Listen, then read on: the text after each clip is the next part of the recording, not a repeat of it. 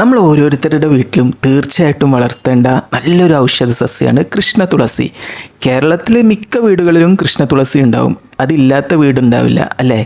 അപ്പോൾ ഇതിനൊരു dark purple കളറോട് കൂടിയിട്ടുള്ളൊരു പച്ച നിറമായിരിക്കും കേട്ടോ ഈ ഒരു കൃഷ്ണ തുളസിക്ക് ഉണ്ടാവുക. അതുപോലെ തന്നെ നല്ലൊരു സ്മെല്ലും ആയിരിക്കും. അപ്പോൾ ഇതിൻ്റെ ഔഷധ ഗുണങ്ങളെ പറ്റി ഒന്ന് നമുക്ക് നോക്കിയാലോ. ആദ്യം തന്നെ നമ്മുടെ വീട്ടിലൊരു കൃഷ്ണ തുളസി ഉണ്ടെങ്കിൽ നല്ലൊരു പോസിറ്റീവ് എനർജി ഉണ്ടായിരിക്കും എന്നാണ് പറഞ്ഞു കേൾക്കുന്നത്. അതുപോലെ തന്നെ നമുക്കിത് ഓയിൽ ഉണ്ടാക്കാനായിട്ട്, നമ്മുടെ ഹെയർ ഓയിലൊക്കെ ഉണ്ടാക്കാനായിട്ട് വളരെ നല്ലൊരു ഔഷധ പ്ലാന്റാണ് കേട്ടോ. ഈ ഒരു പ്ലാന്റിനെ നമുക്ക് ഇൻഡോർ ഗാർഡനിലും വളർത്താം, ഔട്ട്ഡോർ ഗാർഡനിലും വളർത്താം. നല്ല സൂര്യപ്രകാശം കിട്ടുന്ന ഒരു സ്ഥലമായിരിക്കണം. വിത്തുകൾ മുളച്ചിട്ടാണ് ഈ ഒരു പ്ലാന്റ് ഉണ്ടാകുന്നത് കേട്ടോ.